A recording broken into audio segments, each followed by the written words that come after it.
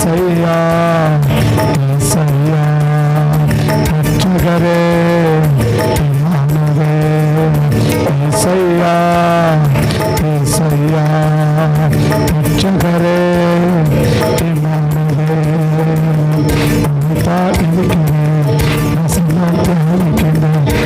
எனக்கு துணையாக இருப்பதா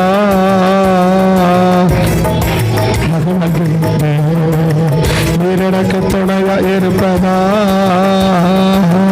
உண்மைத்தான் நினைக்கிறேன் வசனம் தியானிக்கின்றேன் நீர் எனக்கு துணையாக இருப்பதா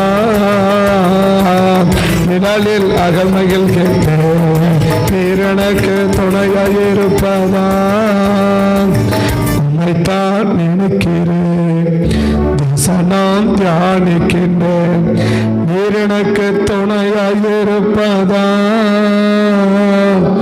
நீர் எனக்கு துணையாக இருப்பதா உண்மைத்தான் நினைக்கிறேன் வசனம் தியானிக்கின்றேன் நீர் எனக்கு துணையாக இருப்பதா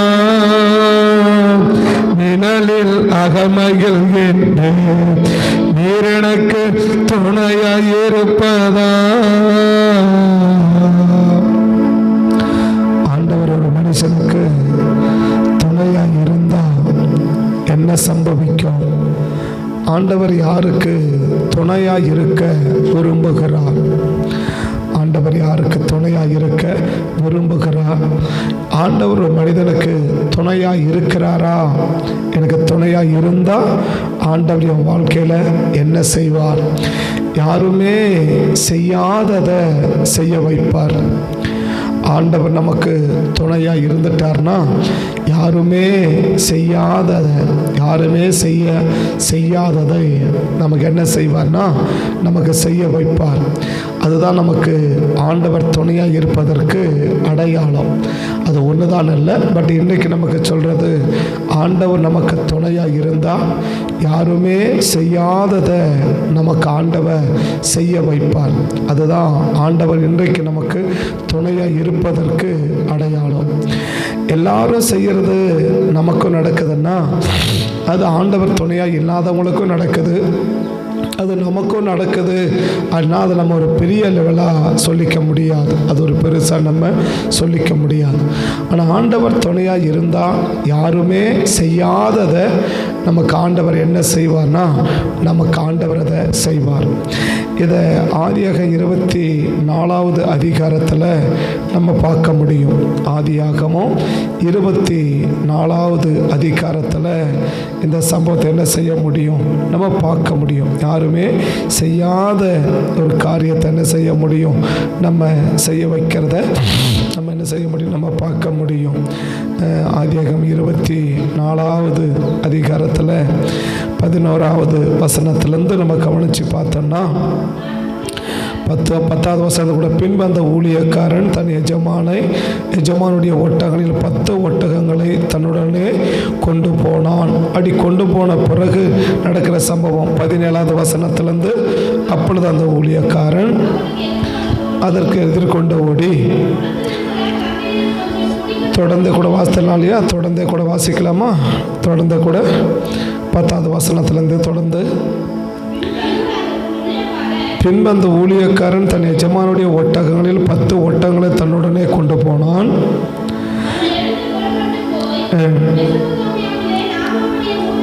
சேர்ந்து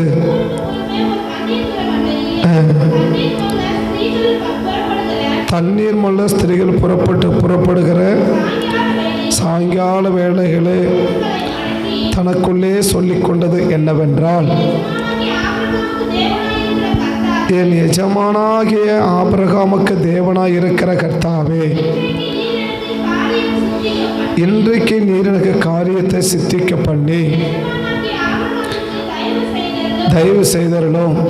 இதோ இந்த தண்ணீர் துறமண்டையிலே நிற்கிறேன். இந்த ஊராருடைய பெண்கள் தண்ணீர் மொள்ள புறப்பட்டு வருவார்களே, நான் சொல்லும்போது குடி என்றும் உன் ஒட்டகங்களுக்கும் குடிக்கும்படி வார்ப்பேன் என்றோ சொல்லும் பெண் எவளோ நியமிக்கவராய் இருக்கவும்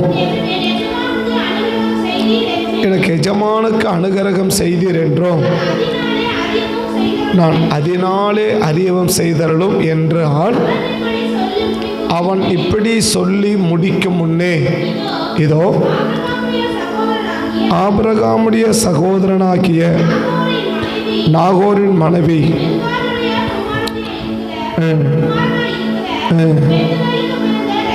ரெபெக்காள் குடத்தை தோள் மேல் வைத்து கொண்டு வந்தாள். அந்த பெண் ரூபவதியும் கன்னிகையுமாய் இருந்தாள். இறங்கி ஏறி வந்தாள். அப்பொழுது அந்த ஊழியக்காரன் அவளுக்கு எதிர்கொண்டு ஓடி,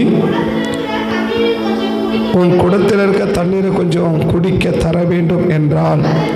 அதற்கு அவள், குடியும் என் ஆண்டவனே என்றும் சீக்கிரமாய் குடத்தை இறக்கி கொண்டு அவளுக்கு குடிக்க கொடுத்தாள். கொடுத்த பின் உன்னுடைய ஒட்டகங்களுக்கும் வார்ப்பேன் என்று சொல்லி ஒட்டகங்களுக்கும் வார்த்தான். யாருமே செய்யாத ஒரு காரியம், யாருமே செய்ய முடியாத ஒரு காரியம் என்னென்னா, ஏன்னா அந்த எலியேசர் இது வரைக்கும் யாருன்னே தெரியாது. எலியேசர் முன்னாடி பழக்கமும் கிடையாது. எலியேசர் யார் அனுப்பினார்னு தெரியாது. எலியேசர் எதுக்கு வந்திருக்கிறார்னு தெரியாது. எதுவுமே முன்னாடி பின்னாடி அறிமுகம் இல்லாத ஒரு நபருக்கு யாருமே செய்யாத ஒரு காரியத்தை எங்கள் ஆண்டவர் எப்படி செய்ய வைக்கிறார். ஆண்டவர் எதுக்கு செய்ய வைக்கிறார்? இது செய்ய வைக்கிறதுக்கு என்ன காரணம்? நீயும் குடியும் ஒட்டகங்களுக்கும் வார்ப்பேன். இது நமக்கு பழக்கப்பட்ட வசனங்கள். நமக்கு பழக்கப்படாத ஒரு காரியத்தை நிற்கிறாம கவனிக்க கர்த்தர் நமக்கு கிருபை பாராட்டுவார். அப்போ நம்ம புரிஞ்சுக்கணும், நமக்கு தேவன் நமக்கு எல்லாருக்கும் இயல்பாக நடக்கிறது. ஒருவேளை தாகமாக வழியில் எங்கேயாவது இருக்கிறாங்க, இல்லை விளைச்சி போய் இருக்கிறாங்க, களைச்சி போய் இருக்கிறாங்க அப்படின்னு கேட்கும்போது தண்ணி கேட்டால் கொடுக்கறது இயல்பு. ஆனால் தண்ணி எங்கே இருக்குது? கீழே இறங்கினா தண்ணி இருக்குது. கீழே இறங்கினா அவர் குளத்துக்கு மேலே இருக்கிறாரு, குளத்துக்கு கீழே தண்ணி இருக்குது இல்லையா? அப்போ குளத்துக்கு மேலே தண்ணி இறங்கினா தண்ணி இருக்குது, எனக்கு குடிக்க தண்ணி கொடுமான்னு கேட்குறாருன்னா இது நம்ம பாணியில் சொன்னால் திமிரில் கேட்குறதுன்னு அர்த்தம். இன்றைக்கி நம்ம பாணியில் சொன்னால் திமிரில் கேட்குறதுன்னு அர்த்தம். ஏன்னா எங்கே தண்ணி எங்கே இருக்குது? ஒருவேளை தண்ணியே இல்லாத ஒரு இடமா இருக்குதுன்னா கொஞ்சம் தண்ணி கொடுன்னு கேட்குறது நியாயம். அந்த தண்ணி குடிக்க கொடுக்கறது இயல்பு. பரவாயில்லைன்னா தாகமாக இருக்கிறாங்க அப்படின்னு. ஆனால் தண்ணி எங்கே இருக்குது? கீழே இறங்கினா தண்ணி, குளத்துக்கு கீழே தண்ணி இருக்குது. குளத்துக்கு மேட்டில் இவர் நிற்கிறார். அப்போ குளத்துக்கு கீழே தண்ணினா தண்ணி கொடு அப்படின்னா குளத்துலேருந்து தண்ணி ஏறின ஒரு பெண்ணை பார்த்து தண்ணி கொடுமான்னு கேட்டாக்க என்ன சொல்லுவாங்க? இறங்கினா என்ன இருக்க போகுது? தண்ணி இருக்குது, தண்ணி குடிக்கலாம். நீ இறங்கி தண்ணி கொடுத்து விட்டுட்டு என்ன ஒருவேளை கை கால் நல்லா இல்லை, ஒருவேளை ஒரு ஊனம் இருக்குது, ஒரு ஹேண்டிகேப் இருக்கிறாங்க அப்படின்னா சரி பாவம், அவங்களுக்கு என்ன செய்யாது, கீழே இறங்கி தண்ணி குடிக்க முடியாது அப்படின்னு யோசிக்கிறது நியாயம். ஆனால் எலியேசர் எப்படி இருக்கிறாரு? நல்லா இருக்கிறது. எனக்கு பைபிள் சொல்லுது, அவள் குடத்தை தண்ணி நிரப்பிக்கொண்டு ஏறி வரும்போது ஓடி அப்படின்னார் இல்லையா? ஊழியக்காரன் எதிர்கொண்டு ஓடின்றார். அப்போது கைகாலம் என்னவா இருக்குது? நல்லா இருக்குது இல்லையா? இப்போ சொல்கிறேன், கையங்காலம் நல்லா இருந்தால் கட்டாயம் என்ன குடிக்கலாம்? தண்ணி குடிக்கலாம். கையங்காலம் நல்லா இருந்தால் தண்ணி குடிக்கலாம். ஆனால் அவர் ஒருவேளை உட்கார்ந்துருக்கிறாருன்னா சரி பாவம் இது ஹேண்டிகேப் போல இருக்குது அப்படின்னு ஒரு அனுதாபத்தில் தண்ணி கொடுக்கறது இயல்பு. ஆனால் அங்கே நடக்கிற சம்பவம்னாக்கா அது அனுபவத்தை தண்ணி கொடுக்குற மாதிரி இல்லை. என்ன செய்கிறாரு? ரெபெக்காளை பார்த்தோன்னே எழுந்து என்ன செய்கிறார்? ஓடுறார். அப்போ உட்கார்ந்துருக்கிறார் இல்லையா? அப்போ உட்கார்ந்துக்கிற என்ன செய்யணும்? எழுந்து தண்ணி குடிக்கலாம். அப்போ என்ன யோசிக்கிற ரெபெக்காள்? ஏன் நல்லா இருக்கிற மனுஷன் ஒரு வாலிப பிள்ளை. யார்? ரெபெக்காள் புருஷன் ஒரு கன்னிகன் பைபிள் சொல்லுது. வாலிப பிள்ளை ஒரு யாருமே இல்லாத இடத்துல தனியாக இருக்கும்போது வந்து எனக்கு தண்ணி கொடு அப்படின்னு நல்லா இருக்கிற மனுஷன், கையக்கால் நல்லா இருக்குது, எல்லாமே நல்லா இருக்குது, இறங்கினா தண்ணி குடிக்கலாம். ஆனால் இப்படி இருக்கும்போது நல்லா இருக்க மனுஷன் தண்ணி கொடுன்னு கேட்குறது எப்படி நாகரிகமாக எடுத்துக்க முடியாது? அது எப்படி எடுக்க முடியாது? நாகரிகமாக எடுத்துக்கவே முடியாது. என்ன சொன்னாக்க இறங்கி தண்ணி குடியா அப்படின்னு சொல்லிட்டு போயிட்டே இருக்கணும். ஆனால் அந்த இடத்துல நீயும் குடியும் உடைய ஒட்டகங்களுக்கு என்ன செய்வேன்? நான் வார்ப்பேன், அதுங்களுக்கும் நான் தண்ணி கொடுப்பேன், 10 ஒட்டகங்களுக்கும் நான் தண்ணி ஊற்றுவேன் அப்படின்னு சொல்கிறது ஒரு சாத்தியமற்ற காரியம். அந்த சாத்தியமற்ற காரியத்தை தேவன் என்ன செய்ய விரும்புகிறாருன்னா இந்த எலியேசருக்கு ஆண்டவர் செய்ய விரும்புகிறார். எலியேசருக்காக செய்யாமல் அது ஆபிரகாமுக்காக ஆபிரகாமுக்காகவும் ஈசாக்காகவும் செய்கிறதை இங்கே நம்ம பார்க்க முடியும். ஏன்னா தேவன் துணையாக இருந்தால் யாருமே செய்யாத ஒன்றை நமக்கு தேவன் என்ன செய்ய வைப்பார்னா செய்ய வைப்பார். யாருமே செய்யாத ஒன்றை, இல்லை யாருமே செய்ய முடியாத ஒன்றை, ஒருவேளை தண்ணி கொடுத்து எப்படி கொடுத்துட்டு போயிருக்கலாம். சரி நீங்கள் குடிங்க, ஒரு வயசானவர் இருக்கிறீங்க, சரி குடிச்சிட்டு போங்க அப்படின்னு தண்ணி அவருக்கு கொடுத்துட்டு போயிட்டே இருக்கணும். ஆனால் அவர் சொல்கிறான், உமக்கும் கொடுக்குமே, இப்படி ஒட்டகங்களுக்கும் ஊற்றுமே அப்படின்னு சொல்லிட்டு சொல்கிற அளவுக்கு அவங்களுக்கு இருக்குன்னா ரொம்ப பெரிய காரியங்கள் இருக்கும். சாதாரண ஒரு மாடு பார்த்தீங்கன்னா ஒரு குடம் தண்ணி குடிக்கும். சாதாரண மாடு என்ன செய்யும்? ஒரு குடம் தண்ணி குடிக்குன்னா ஒட்டகம் அதை விட அதிகமாக குடிக்கும். மேக்சிமம் ஒரு ஒட்டகம் 10 குடம் தண்ணி குடிக்கும் அப்படின்னு சொல்கிறாங்க. ஒரு ஒட்டகம் 10 குடம் தண்ணி குடிக்கணுவாங்க. அப்போ 10 குடம் எவ்வளோ ஆச்சு? 100 குடம் தண்ணி ஊற்றுறதுன்றது ஒரு சாத்தியம் இல்லாத காரியம், ஒரு சாதகமான காரியம் இல்லை. தான் ஒட்டகத்துக்கு தண்ணி ஊற்றுவாங்கன்னு தெரியாது, ஆனால் அடுத்தவங்க ஒட்டத்துக்கு யாருமே தெரியாது, யாருன்னு தெரியாது, எதுக்கு வந்தாங்கன்னு தெரியாது. கேட்கறது சாயங்கால நேரம், கேட்கறது ஒரு வாலிப பிள்ளை கிட்ட தண்ணி பக்கத்தில் இருக்குது, எல்லாமே அவங்களுக்கு சாதகமாக இருக்குது. அப்படி இருக்கும்போது ஏன் நம்மகிட்ட கேட்கணும் அப்படின்ற ஒரு கேள்வியை அவள் எழுப்பாமல் அவள் கொடுக்கறதுக்கு காரணம் என்னன்னா, தேவன் அவளை கொடுக்க என்ன செய்யறது? வைக்கிறான். தேவன் அவளை கொடுக்க வைக்கிறார். ஏன் கொடுக்க வைக்கிறார்? அப்போ தேவன் ஒரு மனிதனுக்கு துணையாக இருக்கும்போது தான் இது சம்பவிக்கும் என்று அந்த எலியேசர் வாயிலிருந்து சொல்லுகிற 2 வசனத்தை நீங்கள் பார்த்தீங்கன்னா, 7வது வசனத்தை நீங்கள் வாசிச்சுட்டு 7வது வசனத்தை நீங்கள் வாசிச்சுட்டு 28, 29 40வது வசனத்தை வாசிக்க பார்க்கலாம். என்ன என் தகப்பனுடைய வீட்டிலும் ஆபிரகாம் சொல்றார். 6வது வசனத்தை சேர்த்து வாசிக்கலாம். அதற்கு ஆபிரகாம் அழைத்து கொண்டு போகாதபடிக்கு எச்சரிக்கையாகிரு, என்னை என் தகப்பனுடைய வீட்டிலும் அழைத்து வந்தவரும் தருவேன் என்று ஆணையிட்டவருமாகிய வானத்திற்கு தேவனாகிய கர்த்தர் நீ அங்கே இருந்து என் குமாரனுக்கு ஒரு பெண்ணை கொண்டு வரும்படி தம்முடைய தூதனை உனக்கு முன்பாக துணையாக என்ன செய்வார்? உனக்கு அனுப்புவார். எதுக்கு தூதன் என்ன செய்ய போறார்? நீ அங்க என்ன செய்யணுமோ அதை நீ செய்யாம நீ நினைக்கிற காரியத்தை எல்லாம் செய்யவே சாத்தியமே இல்லாத காரியத்தோடு என்ன செய்ய வைக்க போறார்னா, அந்த தூதன் அங்கே உனக்கு செய்ய வைக்க போறாரு. அப்ப அந்த தூதன் துணையா வருவார். அதே வசந்த அங்க கீழே வாசிக்கிறோம். 40வது வசந்த வாசிக்கலாம். அவர் நான் வழிபடும் கர்த்தர். 39 கூட நீ என் தகப்பன் வீட்டுக்கு. அப்போ எலியேசர் சொல்றாரு, லாபான் அந்த பெத்துவேல் இடத்துல சொல்றாரு, பெத்துவேல் இடத்துல லாபான் இடத்துல சொல்றாரு. என்ன சொல்றார்? என் தகப்பன் வீட்டுக்கும் என் இனத்தார் இடத்திற்கும் போய் கொடுக்கும்படி சொன்னார். அப்பொழுது நான் என் எஜமானை நோக்கி, ஒருவேளை இந்த பெண் என் பின்னே வர விரும்பவில்லை என்றால் வராது போவேலானால் கேட்டதற்கு அவர், நான் வழிபடும் கர்த்தர் உன்னோட தம் தூதனை அனுப்பி உன் பிரயாணத்தை என்ன செய்வார்னா வாய்க்க பண்ணுவார். உன் இனத்தார் இடத்திற்கும் 2 இடத்துலையும் சொல்றாரு, தான் வழிபடும் கர்த்தர் உனக்கு ஒரு தூதனை அனுப்பி என்ன செய்வார்? இந்த காரியத்தை எல்லாம் வாய்க்க பண்ணி கொடுப்பார் என்று சொல்லி இங்க சொல்லுகிறத பார்க்கிறோம். அப்ப தேவன் துணையா இருக்கும்போது தான் என்ன உண்டாகுதுன்னா, யாருமே செய்யாத காரியத்தை அங்க தேவன் என்ன செய்ய வைக்கிறார்னா செய்ய வைக்கிறார். அப்ப இது வரைக்கும் ஒரு சாதாரண இயல்பு. ஆனா இதை யாருக்காக தேவன் செய்ய வைக்கிறார்?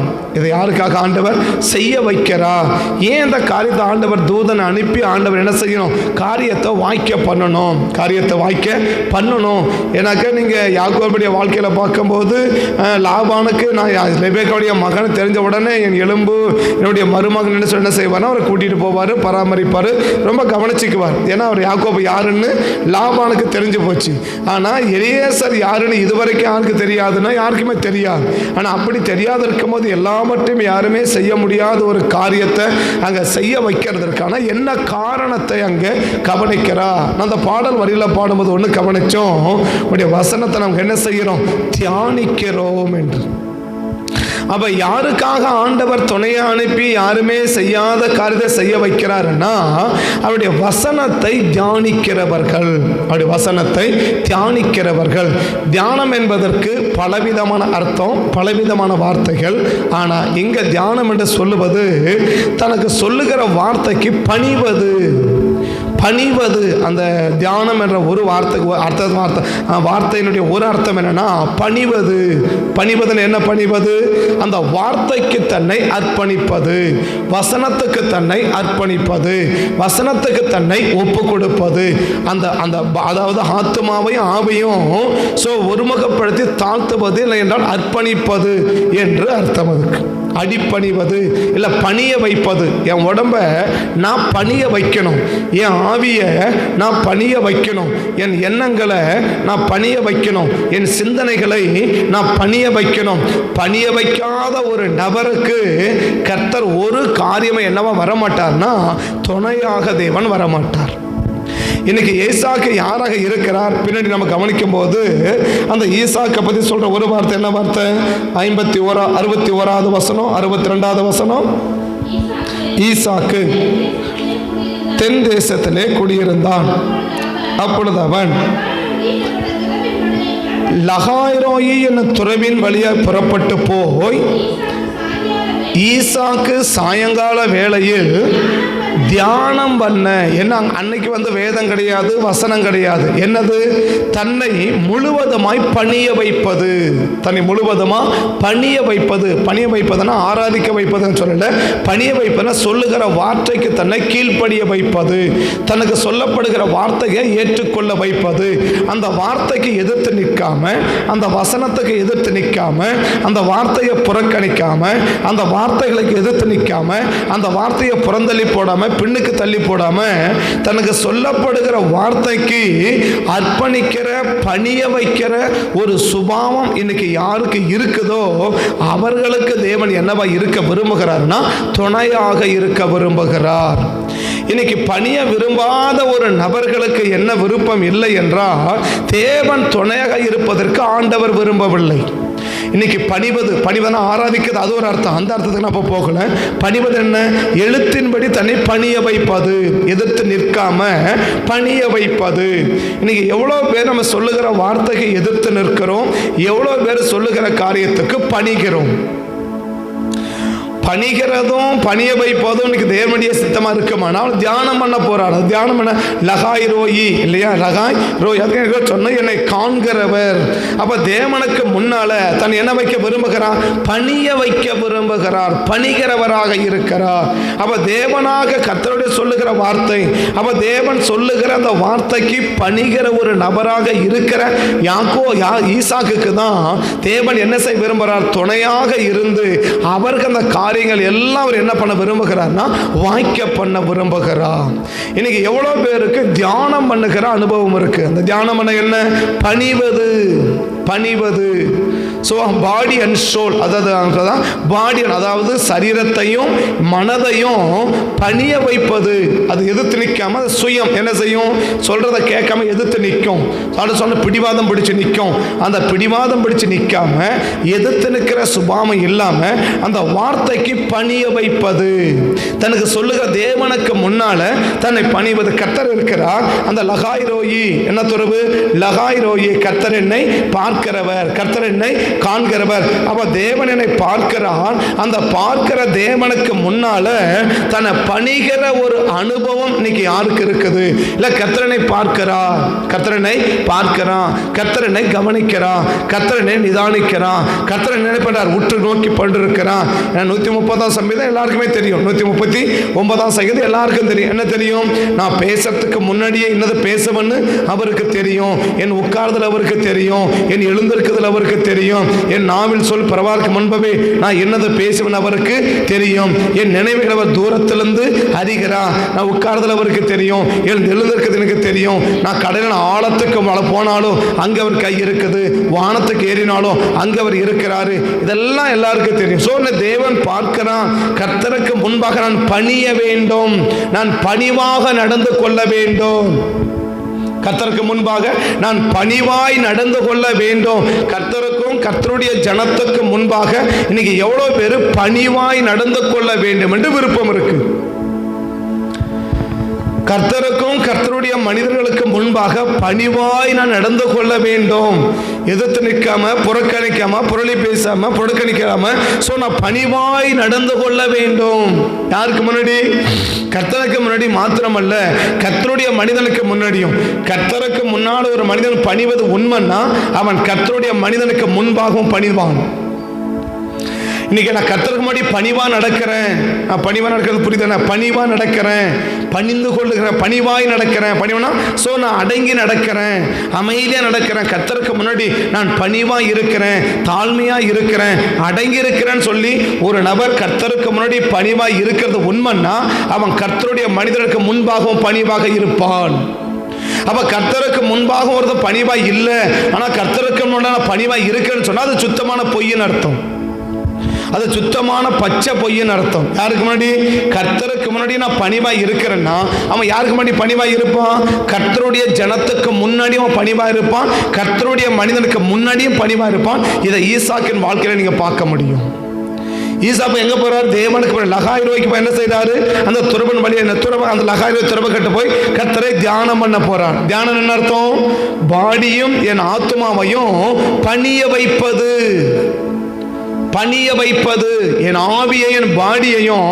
இன்னும் நம்ம பாடியில சொன்னா என் மாம்சத்தையும் என் மனதையும் பணிய வைக்கணும், அடக்கி வைக்கணும், அடங்க வைக்கணும், அதை ஏற்றுக்கொள்ள வைக்கணும், அதை புறக்கணிக்க வைக்க கூடாது. அப்படின்றது அர்த்தம் தான் தியானம்.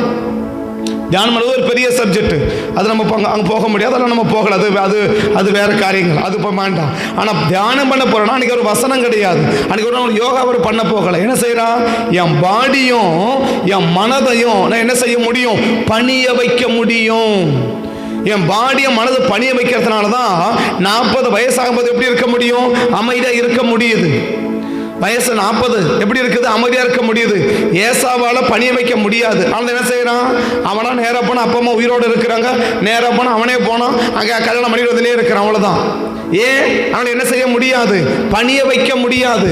ஆனா 40 வயசு எந்த டிசம்பர் அமைதியா இருக்கிற. ஏன் அமைதியா இருக்கிறான்? அந்த தியானம். என்ன தியானம்?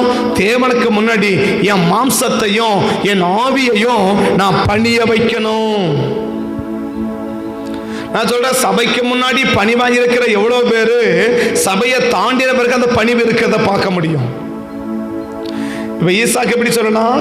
தியானம் பண்ண போறான் இல்லையா? எங்க தியானம் பண்ண போறாரு? லகாயிர் வைக்கிட்ட போறார் இல்லையா? லகாயிர் வைக்கிட்ட போறார். லகாயிர் என்ன அர்த்தம்? கர்த்தர் என்னை காண்கிறார் என்ற இல்லையா? இப்ப கர்த்தர் பார்க்கிறார். கர்த்தர் எப்படி இருக்கிறார்? ஆவியா இருக்கிறார். எப்படி இல்லை? சரீரத்துல இல்லை. இப்போ அந்தரங்கமான ஜீவியத்துல எவ்வளவு பணிவா நடந்து கொள்றோம். இப்ப மனிதர்களுக்கு முன்பாக எவ்வளவு பணிவா நடந்து கொள்றோம். இப்ப அங்க யாருமே கிடையாது, அப்பா இல்லை, வேலைக்காரர் இல்லை, வேற யாருமே கிடையாது. அங்க யார் தான் இருக்கிறார்? கர்த்தர் மட்டும்தான் இருக்கிறார் இல்லையா? இப்ப கர்த்தர் மட்டும் எப்படியா இல்லை? சரீரத்தின்படி, எழுத்துலபடி அங்க யாரும் இல்லை. சரீரத்தில் அங்கே ஆண்டவர் இல்லை, சரீரத்தில் ஆண்டவர் இல்லை. சரியா? அதை இப்படி சொன்ன நல்லா விளங்கிக்கும். மனுஷர்கள் பார்க்கும்போது எப்படி நடக்கிறோம், மனுஷர் யாருமே பார்க்காத போது எப்படி நடக்கிறோம். மனுஷர்கள் நம்மளை பார்க்குறாங்க இல்லையா? அது விசுவாசியோ மற்றவங்க எனிபடி யாரோ ஒருத்தர்.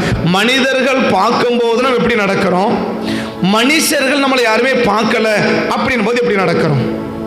இதை வச்சுதான் தெரியும் என் ஆவியையும் என் மாம்சத்தையும் நான் பணிய வைக்கிற ஆளா இல்ல அந்த மாம்சத்தை ஆவியை பணிய வைக்காத ஆளன். எதை வச்சு தெரியும்? ஆட்கள் கண்களுக்கு முன்னால இருக்கும் போது எப்படி நடக்கிறோம், யாருமே இல்லை அப்படின் போது எப்படி நடக்கிறோம், எப்படி யோசிப்போம், எப்படி திங்க் பண்ணுவோம், எப்படி நடந்து கொள்ளவோம், எப்படி செயல்படுவோம். அது வெளியரங்கமான செயல்பாடு, அந்த ரகமான செயல்பாடு எல்லாமே எப்படி இருக்கும். ஒருத்தர் நம்மளை பார்க்கும்போது எப்படி இருக்கும். இன்னும் சொல்ல போனா ஒரு சபை சம்பந்தப்பட்டவர்கள் இல்ல ஊழியக்காரர்கள் முன்னாடி பார்க்கும்போது எப்படி நடக்கும். அந்த ஊழியக்காரே இல்லை, சபை மக்கள் யாருமே இல்லை, அப்படி யாருமே நம்மளை பார்க்கல அப்படின்ற போது நம்ம எப்படி நடப்போம். ஈசாக்கு யாரு? ஈசாக்கு யாரு? கர்த்தரனை பார்க்கிற. கர்த்தர் எப்படி இல்லை? சரீரத்தில் இல்லை, எழுத்தின்படி இல்லை. ஆனா எழுத்தின்படி இல்லைனாலும் எப்படி இருக்க முடியும்? என் ஆவியையும் என் மாம்சத்தையும் நான் பணிய வைக்க முடியும். இப்போ ஆள் யாருமே இல்லை, என்ன கற்பனை பண்ணிட்டு போவோம்? யாருமே வழியில் வச்சுக்கோங்க, இப்படி நடந்து போறீங்க இல்லையா, என்னென்ன கற்பனை பண்ணிட்டு போவீங்க? எப்படியெல்லாம் பார்த்துன்னு போவீங்க? எப்படியெல்லாம் நம்ம நடக்குவோம்?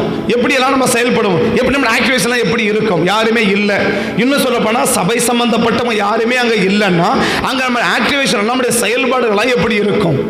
அந்தரங்கமான செயல்பாடு, வெளியரங்கமான செயல்பாடு எல்லாமே எப்படி இருக்கும்? அதே இடத்துல சபைக்குள்ள வரும்போது ஊழியர்கள், விசுவாசிகள் எல்லாம் இருக்கும்போது நம்முடைய செயல்பாடுகள் எப்படி இருக்கும்? இன்னைக்கு வெளியரங்கமா சரியா இருக்கிறத போல காண்பிக்கிறதுனால அந்தரங்கம் சரியா இருக்குதுன்னு அர்த்தம் அல்ல. இன்னைக்கு வெளியரங்க என்ன செய்யறோம்? ஆட்கள் பார்க்கும்போது, ஆட்கள் இருக்கும்போது ஒரு தேவ ஜனங்களை போல காட்டிக் கொள்கிறோம். அதனால அந்தரங்கத்துல சரியா இருக்கிறோம் என்று அர்த்தம் அல்ல. பட் அந்தரங்கத்துல சரியா இருந்தா வெளியரங்கமா சரியா இருக்கும். இப்ப எங்க போறாரு? லகாய்ரோய் இல்லையா? ஈசாக்கு எங்க போனாரு? லகாய்ரோய் கிட்ட போனார். லகாய்ரோய் என்ன அர்த்தம்? தேவன் மட்டும் பார்க்கிற இடம். மனுஷன் யாருமே அங்க கிடையாது. இப்ப தேவன் எப்படி இருக்கிறாரு? எழுத்தின்படி சரீரத்தில் இல்லை, எப்படி இருக்க? அவர் ஆவியா இருக்கிறார் இல்லையா? ஆவியா இருக்கிறார். அவர் கண்ணுக்கு தெரியாது. கண்ணுக்கு தெரியாத, யாருமே பார்க்காத இடத்துல எப்படி பணிவாய் அதை பணிய வைக்க முடியும்? என் விருப்பம் போல, மாம்ச விரும்புறதை போல என்ன செய்ய முடியாது? நான் சிந்திக்க முடியாது. என் மாம்ச விரும்புறது போல என்ன செய்ய முடியாது? என்னால் யோசிக்க முடியாது. என் மாம்ச தூண்டுகள் என்ன செய்ய முடியாது? என்னால் நடக்க முடியாது. அங்க எப்படி முடியும்? என் மாம்சத்தை பணிய வைக்க முடியும். எங்க? அந்தரங்கத்துல யாருமே பார்க்காத இடத்துல நான் விரும்புறத, நான் யோசிக்கிறத, நான் நினைக்கிறத யாருமே இல்லை. பட் யாருமே இல்லாத இடத்துல என் மனசு என்ன செய்ய முடியும்? என் மாம்சத்தோட யாருமே இல்லைல்ல, இதை பார்க்கலாமே, இப்படி யோசிக்கலாமே, இப்படி பேசலாமே, இப்படி நடந்து கொள்ளலாமே அப்படின்னு சொல்லி என்ன செய்யும்? என் மாம்சம் என்ன தூண்டும். தூண்டுகிற மாம்சத்தை என்னால் என்ன செய்ய முடியும்? பணிய வைக்க முடியும். இல்ல, அப்படி செய்ய முடியாது, அப்படி செய்யக்கூடாது.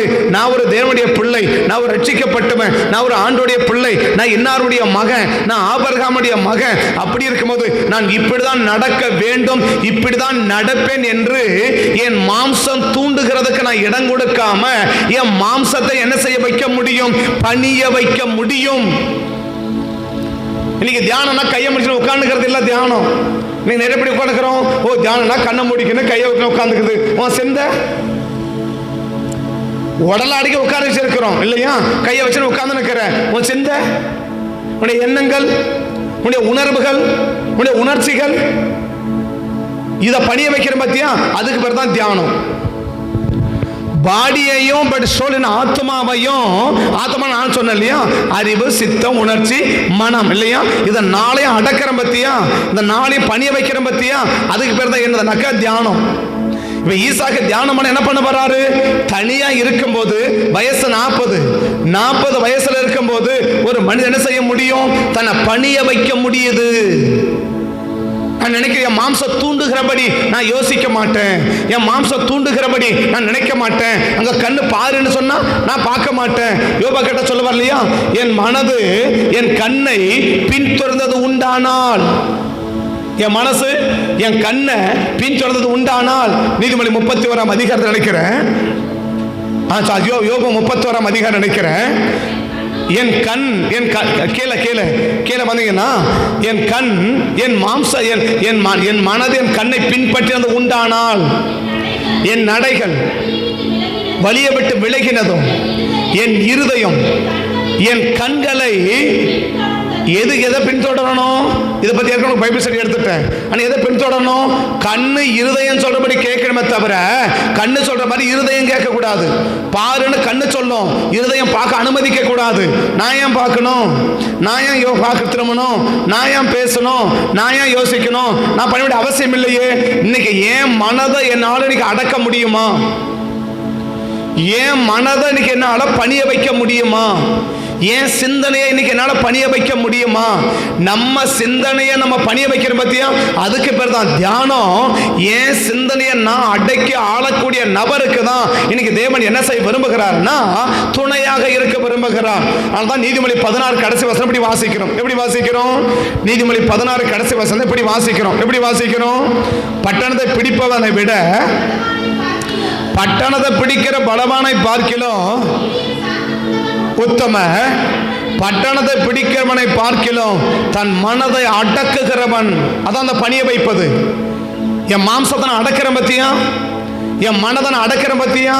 ஆத்மனது மனது, சித்தம், அறிவு, உணர்ச்சி, இது நானும் சேர்ந்ததான் ஆத்மா. இந்த ஆத்மாவை நான் என்ன செய்யணும்? அடக்கணும். என் உணர்ச்சிகளை என்ன செய்யணும்? அடக்கணும். என் உணர்ச்சியை பணிய வைக்கணும். நல்ல உணர்ச்சியும் இருக்குது, கெட்ட உணர்ச்சியும் இருக்குது. நல்ல உணர்ச்சி ஓகே, ஒரு கெட்ட உணர்ச்சி என்ன செய்யணும்? நான் அடக்கணும். நான் கெட்ட உணர்வுகளை அடக்கணும். நான் என்ன செய்ய முடியாது? என் மாம்சம் விரும்புகிறபடி எல்லாம் நான் செய்ய முடியாது, நான் செய்ய மாட்டேன். என் மாம்சம் தூண்டுகிறபடி நான் செய்ய மாட்டேன்னு சொல்றான் பத்தியா. அதுதான் பணிய வைக்கிறது, அதுதான் தியானம். அந்த தியானம் செய்கிறவனுக்குத்தான் கர்த்தர் என்ன செய்ய விரும்புகிறார்? துணையா இருக்க விரும்புகிறார். நீங்க எதை கர்த்தர் துணையா இருக்கான்னு சொல்லிட்டா கர்த்தர் துணையா இருந்துட மாட்டாரு. இன்னைக்கு நான் ஏன் அதை பேசணும்? நான் பேசினாக்க நீ சொல்ல நான் பேசிடுவேன்னா அந்த பேசக்கூட மாட்டேன்றதை அடக்கிறேன் பத்தியா. அதுதான் ஆவி, அதுதான் தியானம். அந்த தியானம் யாருக்குள்ள இருக்குது? வாயில தோன்றதெல்லாம் பேசுறது இல்லை, இன்னைக்கு வாயில வரதெல்லாம் பேசுறது இல்லை, வாயில யோசிக்கிறதெல்லாம் பேசுறது இல்லை. அப்படியே வாய் தந்த வாயில பேசிட்டே இருக்கிறது இல்லை. நான் ஏன் பேசணும்? நான் பேசணுமா அந்த வார்த்தையை? இந்த வார்த்தை எனக்கு தேவையா? இந்த இடத்துல நான் பேசணுமா? இங்க இது அவசியமா? அப்படின்ற பற்றி தன்னுடைய நாவை அடக்கிறேன் பத்தியா, தன்னுடைய மனதை அடக்கிறேன் பத்தியா. அவன் தான் தியானம். அந்த தியானம் யாருக்குள்ள இருக்குதோ அவர்களுக்கு தான் தேவன் துணையா இருக்க விரும்புகிறார். அதான் அழகா பறந்து வசனம் தியானிக்கிறேன், நீர் எனக்கு துணையா இருப்பதனால். அப்ப தேவன் துணையா இருந்தா மனுஷன் யாரா இருப்பான்? தியானிக்கிறவனா இருப்பான். தியானிக்கிறவனும் தேவன் என்னவா இருக்க விரும்புகிறார்? துணையா இருக்க விரும்புகிறார். இன்னைக்கு தியானம் இருக்க நம்முடைய வாழ்க்கையில கையை மடிக்கணும் உட்காந்துக்கிறது தியானம் அல்ல. திரும்ப சொல்ல, கையை மடிக்கணும் உட்காந்துக்கிறது தியானம் அல்ல. உன் ஆத்துமாவை நீ பணிய வைக்க முடியுமா? உன் பாடியை பணிய வைக்க முடியுமா? அந்த பாடி என்ன? உன் மாம்சத்தையும் உன் ஆத்மாவையும் பணிய வைக்கிற ஒரு நபராய் இருந்தா கர்த்தர் நமக்கு துணையா வருவார். இன்னைக்கு நான் மனசு விரும்புறபடி எல்லாம் நான் வருவேன் பார்க்கிறேன், என் கண்ணு விரும்புறதெல்லாம் நான் பார்க்குவேன். கண்ணில் ஒரு கட்டுப்பாடு கிடையாது. அதான் யோபு 30 முதல் பத்தியே சொல்றார். என்னது?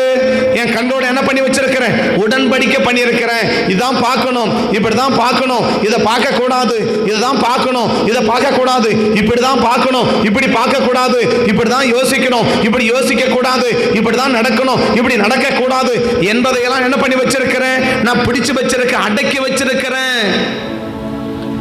எவ்வளவு பேருக்கு தன் மனதை இன்னைக்கு அடக்க முடியும்?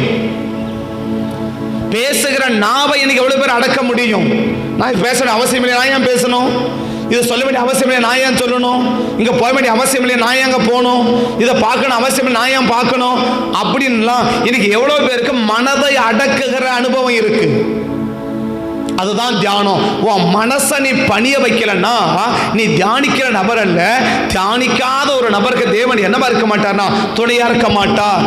திரும்ப சொல்றேன், வெளியரங்கமா நல்லவர்களை காட்டுவதனால அந்த ரங்கத்தில் நல்லார இருக்கணும்னு அர்த்தம் அல்ல.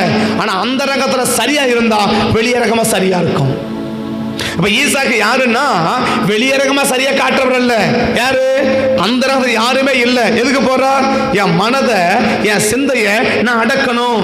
இன்னைக்கு என்ன சொல்ற, காலையில இருந்து வேலை செய்யறாங்க, சாயங்காலம் எங்க போறாங்க? அவன் வண்டிக்கு நேரம் அங்கங்க போறாங்க இல்லையா?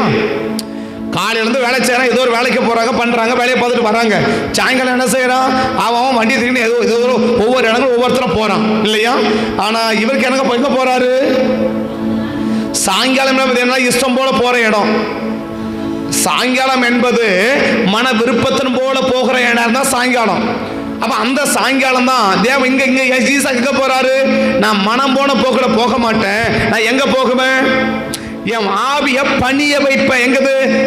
அங்க போக கூடாது, இங்க போக கூடாது, இப்படி பார்க்க கூடாது, இப்படி பேசக்கூடாது அப்படின்னு என் மனதை அடக்குகிறவன். அதிகம் 19 இவருக்கு முன்னோடியா வாழ்ந்தவர் லோத்து இல்லையா? முன்னோடியா இவன் அண்ணன் தானே லோத்து இல்லையா? ஈசாக்கு அண்ணன் தானே யாரு? லோத்து. ஆபிரகாமுடைய அண்ணன் பையன் யாரு? லோத்து இல்லையா? ஈசாக்குக்கும் லோத்துக்கு என்ன உறவு?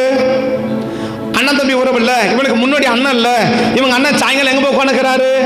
பட்டணத்து வாசல உட்காந்து கிடப்பாருல்ல. பட்டணத்து வாசல பையனை உட்காந்து கிடக்கிறாருல்ல. இவர் இவங்க போய் உட்காந்துக்கணும். இவர் எங்கால போய் உட்கார்ந்து கிடக்கல, ஈசாக்கு எங்கால போய் உட்காந்துக்கலாம்ல. பைபிள் அழகா சொல்லுது, சாயங்கால வேளையில்.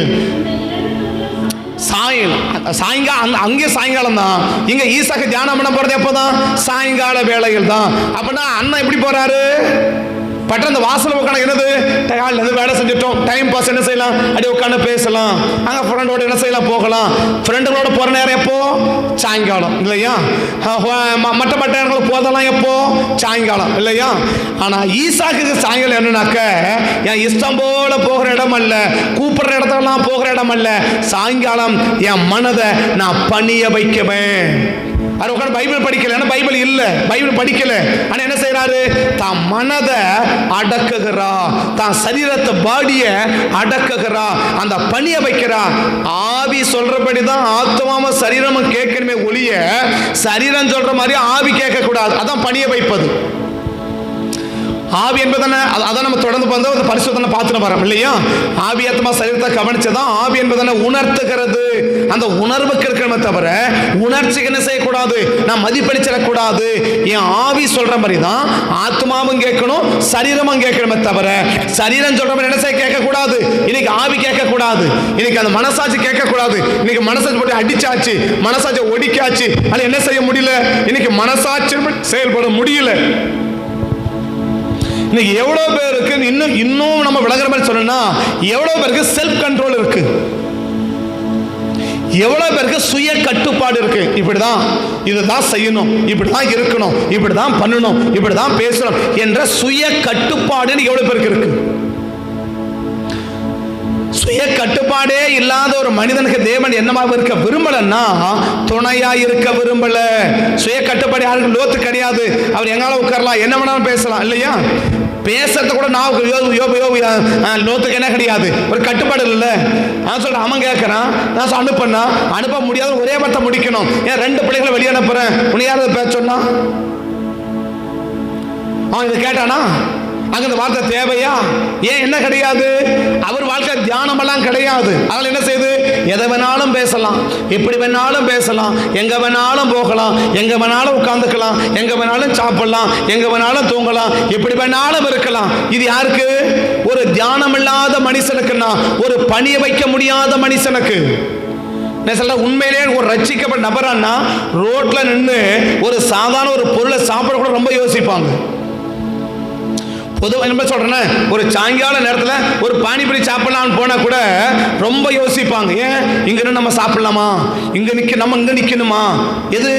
நம்ம ஆவி நம்ம சரீரத்தை அடக்கணும், பணிய வைக்கணும், பணிய வைக்கணும். அந்த பணிய வைக்கிற அடக்கம், பணிய வைக்கிற அனுபவம் இன்னைக்கு நம்ம வாழ்க்கையில இல்லைன்னா தியானம் இல்லை. அந்த தியானம் இல்லாத ஒரு நபருக்கு தேவன் என்ன செய்ய விரும்பலன்னா துணையா இருக்க விரும்பவில்லை. இன்னைக்கு யாருக்கு தேவன் செய்ய முடியாத செய்ய வைக்க எல்லாருக்கும் அல்ல. யாருக்கு இதே காரியத்தை யாருக்கு செய்ய வைக்க முடியல? யாக்கோபு செய்ய வைக்க முடியல. ஏன்? யாக்கோபு என்ன கிடையாது? தியானமெல்லாம் ஒன்றும் கிடையாது. தியானம் வீடு சும்மா கூட உட்கார்ந்து கிடப்பார், ஆனா என்ன கிடையாது? உட்கார்ந்து தியானம் பண்ற அந்த பழக்கம் கிடையாது. அந்த தியானம் உட்கார்ந்து ஆவியை அடக்கிறது, ஆவியை பணிய வைக்கிற அனுபவம் கிடையாது. இன்னைக்கு தேவனுக்கு நமக்கு என்ன இருக்கணும்? நம்மை நாம இன்னும் சொல்ல சுய கட்டுப்பாடு. ஆவி சொல்ற மாதிரி மாம்சமும் ஆத்மாவும் கேட்கணும். அதெல்லாம் உங்களுக்கு ஏற்கனவே விளக்கிட்டேன். மாம்சம்லாம் என்னென்ன, மாம்சம் இத்தனை சுபாவம் சொல்லிட்டு 17 விதமான சுபாவத்தையும் உங்களுக்கு ஒவ்வொன்றையும் சொல்லி விளக்கிட்டேன். ஸோ ஆவியை கையில் பார்த்துக்கும்போது ஆத்மாக்கு 4 காரியத்தை படம் போட்டு விளக்க சொல்லிட்டேன். இதை 2ஐயும் தாண்டி ஆவியில் இருக்கிற 3 காரியத்தை உங்களுக்கு சொல்லி முடிச்சிருக்கிறேன். அப்படின்னா இன்னைக்கு உணர்வு பண்ணிக்கணும், அந்த ஆவிக்கு ஆத்மா என்ன செய்யணும்? கீழ்ப்படியணும். ஆவிக்கு மாம்சம் என்ன செய்யணும்? கீழ்ப்படியணும். அதான் ஞானி சொல்றாரு, தன் மனதை அடக்குகிறவன் உத்தமன். தன் மனதை அடக்காதவன் பாலடைந்த பட்டணம் போல இருப்பான். அதே நீதிமொழி சொல்றது இல்லையா? தன் மனதை அடக்காதவன் மதிலிருந்த பாலான பட்டணம் போல இருக்கான் பைபிள் சொல்லுது. 24 கடைசி நினைக்கிறேன், 24 கடைசியை பாருங்க, கடைசி வசனம் நீதிமொழியில். தன் மனதை அடக்காதவன் மதிலிருந்த பாலான பட்டணம் போல் இருப்பான் இருக்க பாருங்க நீதிமொழியில்.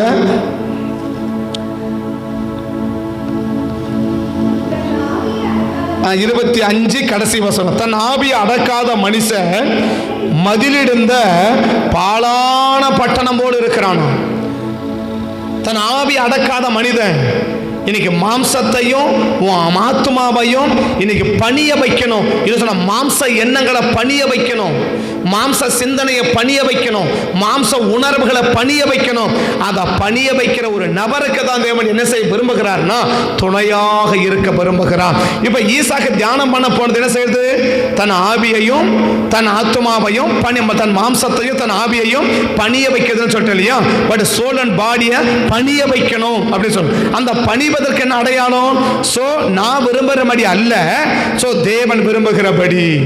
ஏன் விருப்பத்தின்படி அல்ல, உங்க விருப்பத்தின்படி. ஏன் சித்தத்தின்படி அல்ல, உங்க சித்தத்தின்படி. இந்த தியானம் பண்ற மனுஷனை என்ன செய்ய முடியும்? அவன் தேவ சித்தத்துக்கு ஒத்து போக முடியும். தியானம் பண்ற ஒரு மனுஷன் தான், அந்த ஆவியை பணிய வைக்கிற மனுஷன் தான் தேவ சித்தத்துக்கு ஒத்து போக முடியும். இன்னைக்கு தேவ சித்தத்துக்கு ஒரு நபரால் ஒத்து போக முடியலன்னா அவன் வாழ்க்கையில தான் மாம்சத்தை அடக்கிற நபர் அவன் இல்லைன்னு அர்த்தம். தேவ சித்தத்துக்கு ஒரு நபர் ஒத்து போகல, தேவ சித்தத்துக்கு எதிர்த்து நிற்கிறாங்க, தேவ சித்தத்துக்கு எதிர்ப்பா செயல்படுறாங்க, தேவ சித்தத்துக்கு மாறாக நடக்கிறாங்க, அதை புரட்டி செயல்படுறாங்கன்னா அவங்க யாருன்னு அர்த்தம்? அவங்க வாழ்க்கையில தியானம் இல்ல, அவங்க ஆவியை அவங்க பணிய வைக்கல, அவங்க மாம்சம் விரும்புகிறபடி நடக்கிறாங்களே ஒழிய அவங்க தேவ சித்தத்தை என்ன செய்யல, அர்ப்பணிக்கல. தேவ சித்தத்துக்கு ஒரு நபர் ஒத்து போகவில்லை ஏன்னா 100% அவங்க மாம்சத்தில் நடக்கிறவங்க. தேவ சித்தத்துக்கு தன்னால ஒத்து போக முடியல, ஒத்துக்கொள்ள முடியல, தேவ சித்தம் நடப்பதற்கு விருப்பம் இல்லை, நடக்க முடியலன்னா அவங்க 100% மாம்சத்தில் நடக்கிறவர்கள். தேவ சித்தத்தின்படி அவங்க ஒத்து போக முடியல, அதை ஏற்றுக்கொள்ள முடியல, அதை அப்செட் பண்ண முடியல, அதுபடி நடக்க முடியலன்னா 100% மாம்சத்தில் இருக்கிறவங்க. 100%. இப்ப பாருங்க, இந்த தியானம் பண்ண மனிதனுடைய வாழ்க்கை நடக்க சமம் என்ன? கடைசி பாருங்க, நான் மாசம் முடிக்கிறேன், கடகன் வேகமாக பார்க்கலாம். ஈசாக்கு சாயங்கால வேளையிலே தியானம் பண்ண. அப்ப தியானம் என்ன அர்த்தம்? என் பாடியையும் என் ஆத்மாவையும் பணிய வைப்பது. என் மாம்சம் விரும்புறபடி நான் செய்ய மாட்டேன், என் மனசை விரும்புறபடி நான் செய்ய மாட்டேன், தேவ சித்தத்தை அடிப்பணிப்பேன், தேவ பணிய வைக்குவேன். இது தேவ சித்தம், இதுதான் செய்யணும். அது எனக்கு என் மாம்சத்து விருப்பம் இல்லாம இருக்கலாம், என் மாம்சத்துக்கு அது பிடிக்காம இருக்கலாம், அது தேவ சித்தமனா அதை செய்வதற்கு அர்ப்பணிக்கிற பத்தியா. அதான் ஆவியை பணிய வைப்பது, அதான் மனதை பணிய வைப்பது, அதுதான் மாம்சத்தை பணிய வைப்பது. வாசிக்கலாம். தியானம் பண்ண போகையில் பார்க்கும்போது ஒட்டகங்கள் வர கண்டான், ரெபெக்காளும்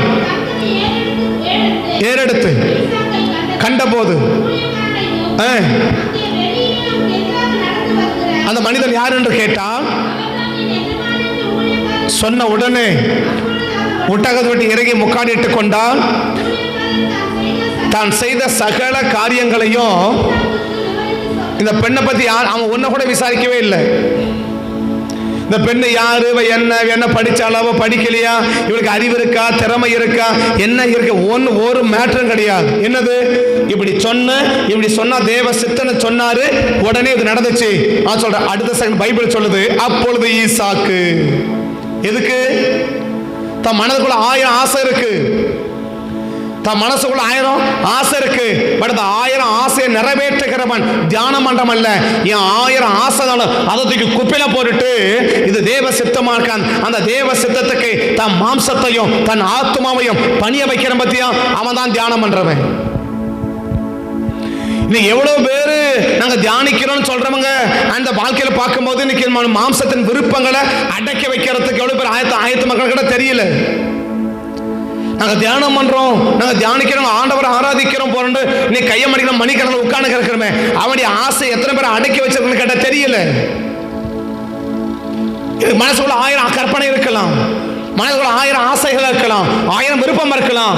அந்த ஊழியக்கார சொன்ன பத்தியா, இதுதாங்க இப்படி நடந்துச்சு, இப்படி நடந்தா தேவ சித்தம், இதெல்லாம் நினைச்சுக்கிட்டேன், இப்படிதான் நடந்துச்சு அப்படின்னு சொன்னதை ஒரே ஒரு சிங்கிள் மிஸ் ஆகாம அடுத்தபடி பலகா சொல்றது கிடைச்சவன் சொல்லுது.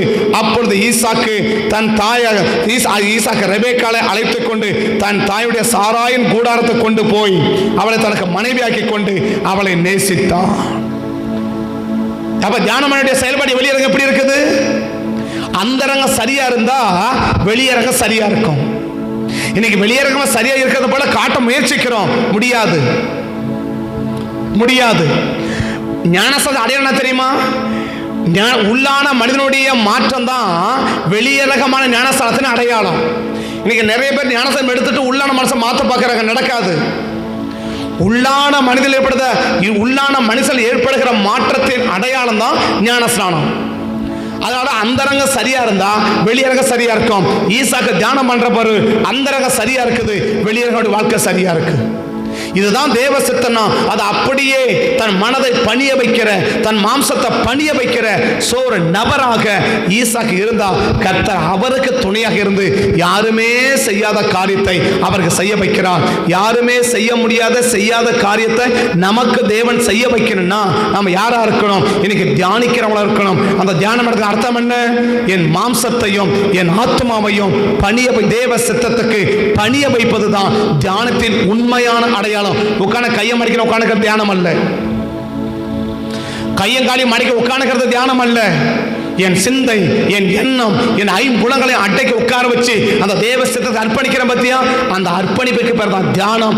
அந்த தியானனுக்கு யாருக்குள்ள இருக்குதோ தன் ஆத்மாவையும் தன் மாம்சத்தையும் அடக்கி ஆளக்கூடிய, மாம்சத்தை 17 விதமான சுபாவத்தையும் அடக்கி ஆளக்கூடிய, அந்த ஆவியின் கனிகளை வெளிப்படுத்தக்கூடிய நபர் யாரா இருக்கிறோமோ அவர்களுக்கு கர்த்தர் துணையாக இருப்பா. கர்த்தர் துணையாக இருந்தா யாருமே செய்யாத காரியத்தை நமக்கு செய்வதற்கு தேவன் ஆயத்தமா இருக்கிறார். கண்களை மூடுவோம், கர்த்தரை நோக்கி பார்ப்போம். கண்களை மூடுவோம், கர்த்தரை நோக்கி பார்ப்போம். கர்த்தருடைய சமூகத்தில் கண்களை மூடி கர்த்தரை நோக்கி பார்ப்போம். உம்மைத்தான் நினைக்கின்றேன், வசனம் தியானிக்கின்றேன், நீர் எனக்கு துணையாயிருப்பதா, உள்ளத்தில் அகல் மகிழ்கின்றேன், நீர் எனக்கு துணையாயிருப்பதா, உம்மைத்தான் நினைக்கின்றேன், வசனம் தியானிக்கின்றேன், நீர் எனக்கு துணையாயிருப்பதா. தேவன் நமக்கு துணையாக இருந்தா தியானம் இருக்கும். தியானம் என்பது என்ன? என் மனதையும் என் மாம்சத்தையும் பணிய வைப்பது. பாடி அண்ட் சோல், இது ரெண்டையும் பணிய வைப்பது தான் தியானத்தின் உண்மையான அடையாளம்.